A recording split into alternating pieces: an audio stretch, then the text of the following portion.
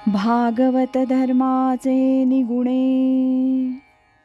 एक उद्धरती श्रवणे,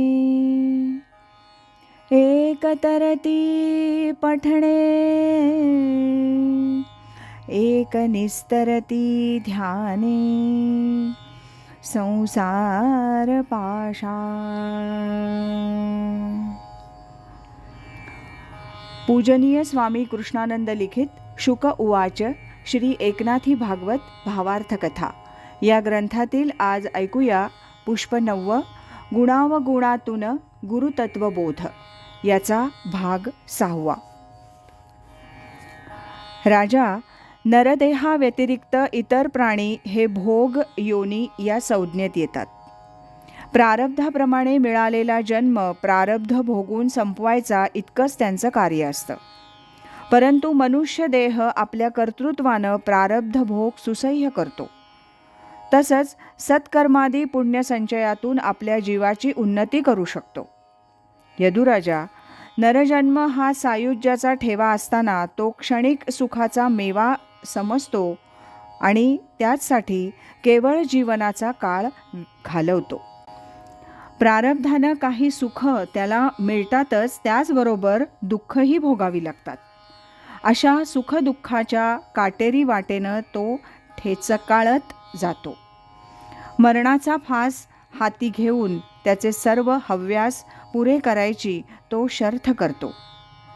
अज्ञानात बालपण जातं, मदमस्तीत तारुण्य जातं, प्रौढपणा केव्हा सरतो ते कळत नाही आणि येणारं वृद्धपण रोगव्याधीत जरा जर्जरेत त्याला बेजार करतं.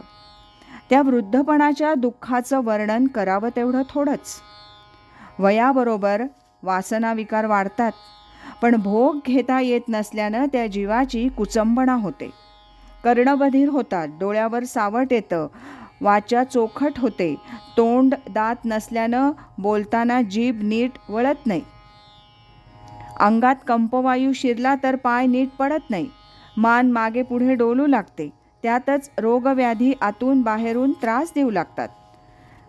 त्याचा सहवास इतरांना नकोसा वाटतो. सर्व इंद्रिय शिथिल झाल्यामुळे त्यांच्यावरील नियंत्रण सुटतं. त्या जीवाला जीव अगदी नकोसा होतो, पण मरण येता येत नाही. घरातील लोकांनाही तो नकोसा होतो. मग पदोपदी होणाऱ्या मानहानीत अगदी अनिच्छेनं तो लूत भरलेल्या श्वानाप्रमाणे आपलं जीवन कंठीत असतो. म्हणून राजा, देह हाच खरा गुरु आहे. फक्त याचा विचार केला तर कामक क्रोधादी उर्मी ह्या देहाला दुःखात ढकलत असतात. पण राजा, हा देह जितका अपकारी तितकाच तो उपकारी होऊ शकतो. हे ज्याला कळलं त्याची देहासक्ती जाते, तिची जागा विरक्ती घेते. या विरक्तीतून त्याच्या ठाईच्या अज्ञानाची निवृत्ती होत असते. राजा, पंचमहाभूतांचा झालेला हा देह गुणधर्माप्रमाणे कर्माच्या व्यापारात गुंततो आणि जन्म मरणाचे फेरे घेत राहतो. हे सर्व मायेचं कार्य आहे हे त्याला उमजलं की त्या मायेच्या पलीकडील पुरुषोत्तमाचा तो विचार करू शकतो. तोच स्वरूपाचा सायुज्यतेचा मार्ग आहे. म्हणून देहालाच गुरु समजून तो वासना विकारांच्या भक्षस्थानी जाणार नाही याची काळजी घ्यावी. निरासक्त राहून आत्मकल्याणाचंच कार्य करीत राहावं.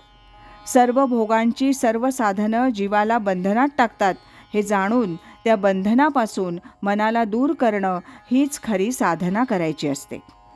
तीच साधना त्या जीवाला परमार्थाकडे परमसुखाकडे नेत असते. राजा, देह हा सातत्यानं दुःखाचीच फळं देत असतो. जे थोडं सुख म्हणून वाटतं त्याच्या मागे दुःख उभंच असतं. सुखाच्या लालसेची डोळ्यावर भुरळ पडते, ती बाजूला झाली की दुःखाचा धुराळा जाणवू लागतो. भोगाची ही जीवाला स्वभावताच आवड असते, त्यातच पुढे स्त्री संगाची गोडी लागते. गोडीची ओढ लागते आणि तो दुःखात ओढला जातो. स्त्री संगाचा प्रपंच वाढतो. मुलं बाळं आप्त या गोतावळ्यात तो गुंतला जातो. लोभ ममता आसक्ती यात तो बुडाल्यामुळे चिंतेच्या खाईत पडतो आणि होरपळला जातो. या नरदेही प्रत्येक इंद्रियांचे स्वतंत्र विषय असतात. ते मनाकडून पुरवून घेण्यासाठी इंद्रिय वखवखून उठतात. जसं कानाला नेहमी काहीतरी ऐकावंसं वाटतं, सुरेल, बेसूर, कर्कश काही असलं तरी कान ते ऐकतच असतात. त्याचप्रमाणे नाकाला सुगंधाचे, डोळ्याला रूपाचे, याप्रमाणे प्रत्येक इंद्रियाला स्वतःचे असे विषय असतात, त्याचं आकर्षण असतं. ही सर्व स्वाभाविक प्रक्रिया आहे. अशा तऱ्हेनं विषय आणि इंद्रिय यांची कसरत नित्याची चालू असते. ते या देहाची रात्रंदिवस छळवणूक करीत असतात. म्हणून ज्या कोणाला या विषयांचा त्याग करता येतो, इंद्रियांचं नियंत्रण करणं ज्याला जमतं, तोच मुमुक्षूचा साधक होतो आणि साधकाचा योगी होण्याच्या पात्रतेचा होतो. राजा, नरदेह लाभणं हे दुर्लभच असतं. त्या मानानं इतर पशुपक्षी कीटकांचे देह सुलभतेने मिळतात. वासना तसा देह असतो. हे सूत्र जीवाच्या जन्माचं असतं. त्यात नरदेह सर्वात श्रेष्ठ असतो. तो पापपुण्याच्या समानतेतून मिळतो. इतर योनीमध्ये आहार, निद्रा, भय, मैथून ह्याच वासना पुरवल्या जातात.